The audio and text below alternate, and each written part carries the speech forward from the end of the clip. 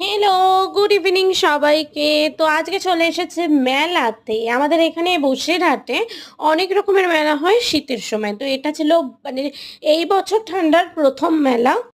তো চলে গেছিলাম মা, আমি আমাদের পাড়ার একটা কাকিমণি আছে। আমরা সবাই মিলে মেলার উদ্দেশ্যে গেছি।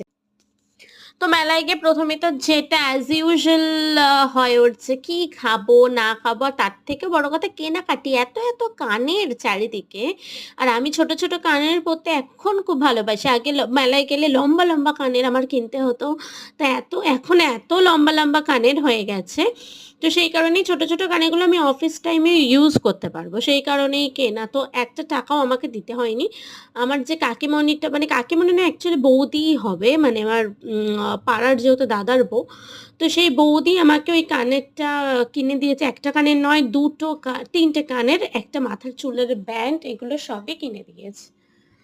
এবার তারপরে যেহেতু খিদে পেয়ে গিয়েছিল, তো রোল খেয়েছিলাম।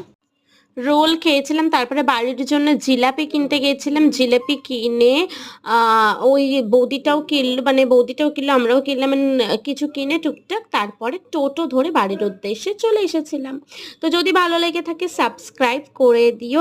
আবার আরেকটা মেলার ভিডিও কিন্তু খুব তাড়াতাড়ি আসবে, যেহেতু এখানে আমরা এটাই তো বলেন, লাস্টে ফটোগুলো দেখো, আমার মায়ের সাথেও তুলেছি কিন্তু।